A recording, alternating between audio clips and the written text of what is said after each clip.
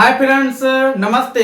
आज मैं आप लोगों के बीच एक बेहतरीन गद्यांश लेकर आया हूं और यह गद्यांश सीटेट के लिए काफी महत्वपूर्ण है और साथ ही साथ जानकारी के लिए भी काफी महत्वपूर्ण है। ये जो गद्यांश है यह दो व्यक्तियों यानी माँ और बेटे के बीच की संवाद को दर्शाता है और माँ और बेटे के बीच जो बातचीत हो रही है उस सिलसिले में यह गद्यांश बनाया गया है और इस गद्यांश के अंतर्गत हम बहुत सारी चीजों को सीखेंगे। इसमें एक माँ होती है और उसका एक बेटा होता है। बेटे का नाम है रमेश। रमेश एक विद्यार्थी है। तो चलिए देखते हैं क्या है इस गद्यांश के अंतर्गत और इससे हमें क्या सीख मिलने वाली है। तो चलिए देखते हैं। देखिए गद्यांश, माँ रमेश मीना क्यों रो रही है। माँ कहती है किससे? रमेश से कि रमेश मीना क्यों रो रही है। रमेश बोलता है मैंने चाटा मारा था। मैंने क्या किया था? चाटा मारा था। मुझे पढ़ने नहीं दे रही थी। मित्रों काफी ध्यान से देखिएगा, ये जो शब्द है ये प्रश्न में आ सकते हैं। तो क्या है? रमेश बोलता है कि माँ मैंने चाटा मारा था, मुझे पढ़ने नहीं दे रही थी। माँ बोलती है लेकिन तुम इस समय क्यों पढ़ रहे हो। देखिए माँ क्या बोलती है? लेकिन तुम इस समय क्यों पढ़ रहे हो? क्योंकि शायद हो सकता है कि वह जो समय है वह पढ़ने का समय नहीं है। मित्रों मेरे पास पढ़ने का समय अलग होता है, खेलने का समय अलग होता है, सोने का समय अलग होता है। यानी समय समय के साथ हमें हर कार्य को करना चाहिए। यह भी कोई पढ़ने का समय है। माँ कहती है इस समय तुम क्यों पढ़ रहे हो? क्या यह भी कोई पढ़ने का समय है? क्या आजकल पढ़ाई 24 घंटे की हो गई है? माँ कहते क्या आजकल पढ़ाई 24 घंटे की हो गई है? दिमाग है या मशीन? तुम्हारा दिमाग है या मशीन है? क्या आजकल की जो पढ़ाई है वह 24 घंटे की हो गई है? माँ उसको कहती है। फिर और क्या पढ़ने के लिए बहन को पीटना जरूरी है? बहुत सुंदर बातें हैं। क्या पढ़ने के लिए बहन को पीटना जरूरी है? रमेश बोलता है माँ पढ़ूंगा नहीं तो कक्षा में अव्वल कैसे आऊंगा। रमेश कहता है कि माँ जब मैं नहीं पढ़ूंगा तो अपने क्लास में, अपने कक्षा में मैं अव्वल यानी फर्स्ट कैसे आऊंगा। मुझे तो फर्स्ट आना है। बेटा जो है रमेश वह कसम खा लिया कि मुझे फर्स्ट आना है इसलिए मैं पढ़ूंगा। तुम भी तो यही कहती थी, यानी माँ भी कहती थी कि बेटा तुम पढ़ो और तुम्हें अपने कक्षा में फर्स्ट लाना है। माँ कहती है हाँ ऐसा मैं कहती थी, पर तुम हर वक्त खेल खेल खेल, यानी तुम हमेशा क्या करते थे? खेलते रहते थे। इसलिए मैं तुम्हें कहती थी कि पढ़ो और तुम्हें फर्स्ट लाना है। फर्स्ट आना था तो शुरू में पढ़ा होता। माँ कह रही है कि अगर तुम्हें फर्स्ट आना होता तो शुरू में पढ़ा होता। अब जब परीक्षाएं सर पे आ गई है तो रटने बैठे हो। अब जब परीक्षाएं सामने आ गई है तो तुम रटने बैठे हो। रटना क्या है? पढ़ने में एक बाधक है, वो पढ़ने में कोई साधक का काम नहीं करता है। तो माँ कह रही है कि जब परीक्षाएं सामने आ गई है तो तुम रटने बैठे हो, ये नहीं कि पढ़ने। तुम क्या समझते हो कि ऐसे रटने से अव्वल आ जाओगे? माँ कहती है कि क्या तुम समझते हो कि तुम रटोगे और रट रट कर परीक्षा में अव्वल आ जाओगे? अरे पढ़ना थोड़ी देर का ही काफी होता है। मित्रों ये काफी सुंदर बातें हैं। पढ़ना थोड़ी देर का ही काफी होता है। देखिए हमें रट रट कर नहीं पढ़ना चाहिए और हमें दिन रात पढ़ना भी नहीं चाहिए। हमें स्मार्टनेस के साथ पढ़ना चाहिए। हम क्या पढ़े इन चीजों पर हमें मंथन करके पढ़ना चाहिए। और आप 2 घंटा ही पढ़े, लेकिन ध्यान से पढ़े और स्मार्टनेस के साथ पढ़े तो ये आपको दिन रात पढ़ने से छुटकारा दे देगा 2-3 घंटे की पढ़ाई।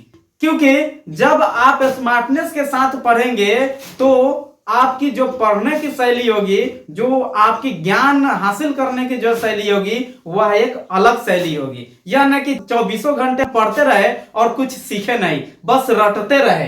तो माँ कहती है पढ़ना थोड़ी देर का ही काफी है अगर नियमित से मन लगाकर पढ़ा जाए। माँ कहती है अगर नियमित तरीके से पढ़ा जाए तो थोड़ी देर पढ़ना ही काफी है। और सही बात, माँ सही कहती है, हमें जो पढ़ना चाहिए वह नियमित तरीके से, नियमित ढंग से पढ़ना चाहिए। रमेश बोलता है अब रहने दो माँ। माँ अब रहने दो, बहुत ज्यादा लेक्चर झाड़ दी, बहुत ज्यादा बोल दिया, अब रहने दो, मैं आज खेलने भी नहीं जाऊंगा। रमेश कहता है मैं आज खेलने भी नहीं जाऊंगा, कोई आए तो मना कर देना। माँ को कहता है रमेश कि माँ आज मैं खेलने भी नहीं जाऊंगा, कोई आए तो उसे तो मना कर देना, अब मुझे पढ़ने दो। इतना कहने के बाद माँ मुझे अब पढ़ने दो, इतना कहने के बाद वह पढ़ने लगा। क्या पढ़ता देखिए, अकबर का जन्म राजकोट में हुआ था, राजकोट, ऐसे पढ़ने लगा, वो रटने लगा। अकबर का जन्म, अकबर का जन्म, अकबर का जन्म, अकबर का जन्म राजकोट में हुआ था, राजकोट में हुआ था, राजकोट में हुआ था, अकबर का जन्म राजकोट में हुआ था, अकबर का जन्म राजकोट में हुआ था, अकबर का जन्म राजकोट में हुआ था। तो ये क्या हुआ, ये रटने वाली बात हो गई। और मित्रों ये रटने वाली जो क्रिया है ये आपके लिए कभी साधक नहीं बनती है, ये हमेशा बाधक बनती है। जब आप ऐसे रट कर इम्तिहान में जाएंगे, परीक्षा में जाएंगे तो रटी हुई बातें गुल हो जाती है और आपको जो प्रश्न आ रहा है उसमें आपको कई प्रकार के डाउट होंगे और शायद वह प्रश्न गलत हो सकते हैं।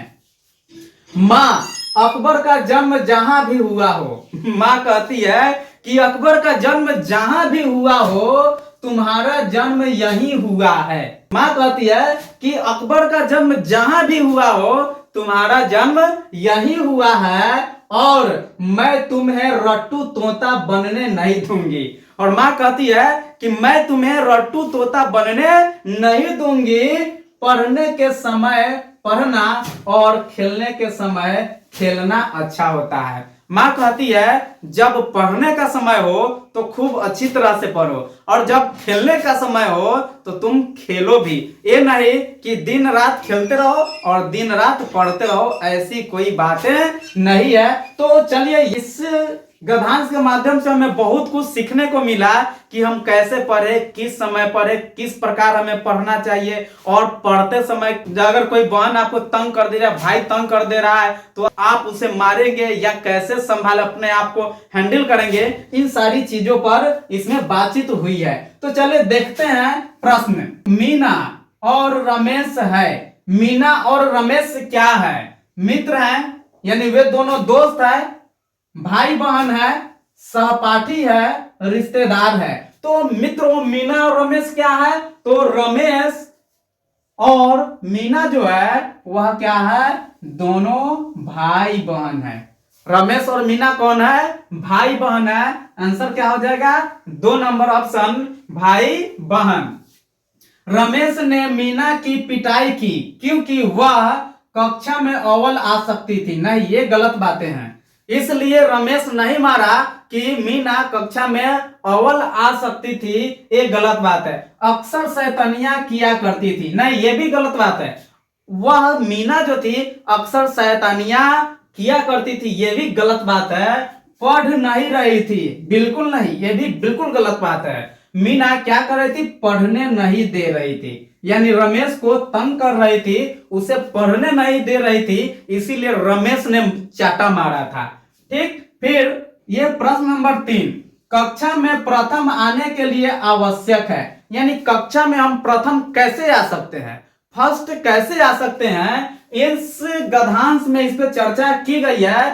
तो कक्षा में प्रथम आने के लिए क्या करना चाहिए, शुरू से नियमित पढ़ाई करना चाहिए, फिर खेल कूद छोड़ देना चाहिए, नहीं, यहाँ क्या कहा गया है, खेल के समय खेलना और पढ़ने के समय पढ़ना, तो खेल कूद छोड़ देना चाहिए, ये सही नहीं है। फिर रात दिन पढ़ाई करना चाहिए, ये भी नहीं, रात दिन पढ़ाई नहीं करना चाहिए।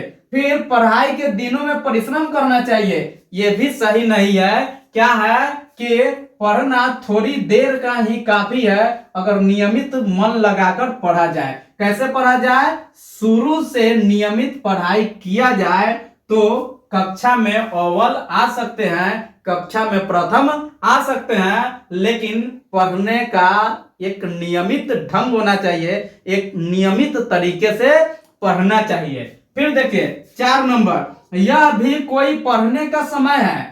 कौन बोलती है, माँ कहती है कि यह भी कोई पढ़ने का समय है, प्रश्न का आशय है, यानी इसका अर्थ क्या है, पढ़ने का कोई समय नहीं होता, बिल्कुल गलत बात। पढ़ने का कोई समय नहीं होता, बिल्कुल गलत बात है। वह समय पढ़ने का नहीं है, यानी जिस समय रमेश पढ़ रहा है वह समय पढ़ने का नहीं है। क्या, क्योंकि माँ कहती है यह कोई पढ़ने का समय है, यानी जब कोई बोलता है कि यह कोई पढ़ने का समय है तो हो सकता है कि वह पढ़ने का समय नहीं था।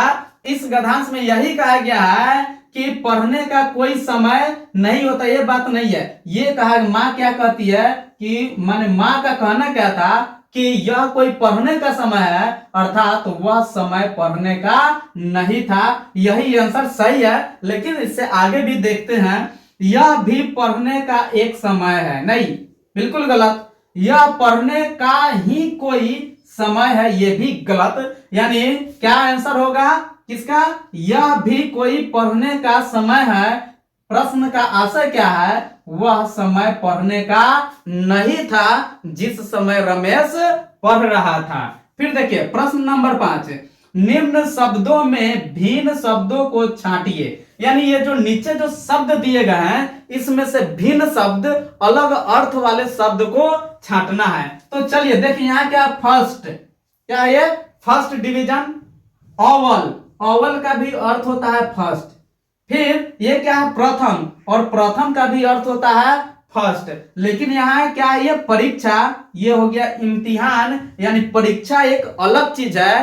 फर्स्ट लाना, ओवल आना और प्रथम आना, ये एक क्या हो गया, ये रिजल्ट हो गया, इसका परिणाम हो गया। तो परीक्षा इससे क्या है, अलग है। तो आंसर क्या हो जाएगा, अलग शब्द क्या है, भिन्न शब्द क्या है, परीक्षा। और देखिए मित्रों, ये क्या है, प्रश्न नंबर 6, कौन सा विशेषण रमेश के लिए उपयुक्त है।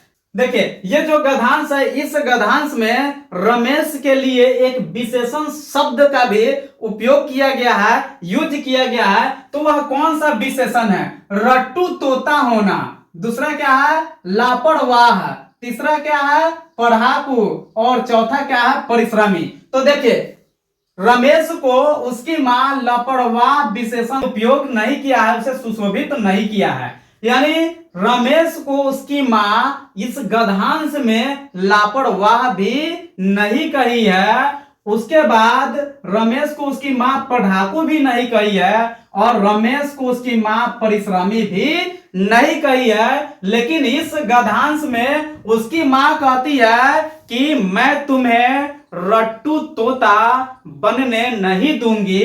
रमेश की मां क्या कहती है कि रट्टू तोता नहीं बनने दूंगी, यानी रट्टू तोता जो है यह रमेश के लिए उपयोग किया गया है, और रट्टू तोता क्या है, यह विशेषण है। तो आंसर क्या होगा, इस प्रश्न का आंसर होगा रट्टू तोता। यानी कौन सा विशेषण रमेश के लिए उपयुक्त किया गया है, चाहे उपयुक्त है, तो वह क्या होगा, रट्टू तोता। पर तुम का भाव है, यानी मां कहती है पर तुम, इसका भाव क्या है, पर तुमने पढ़ना छोड़ दिया। क्या है, पर तुमने पढ़ना छोड़ दिया। दूसरी बात क्या है, पर तुम पढ़ते ही रहे, नहीं, मां क्या कहते हैं, नियमित ढंग से, नियमित रूप से पढ़ो। ऐसा नहीं है कि रमेश नियमित रूप से पढ़ता था, यह भी क्या है, गलत है। पर तुमने ध्यान नहीं दिया, ये भी गलत बात है। देखिए पर तुमने रटना ही सीखा, ये भी गलत है। माँ क्या कहती है, पर तुमने पढ़ना ही छोड़ दिया, तो पर तुम का भाव है पर तुमने पढ़ना छोड़ दिया। अब देखिए प्रश्न नंबर 8, अकबर का जन्म कहाँ हुआ था? अकबर का जन्म कहाँ हुआ था?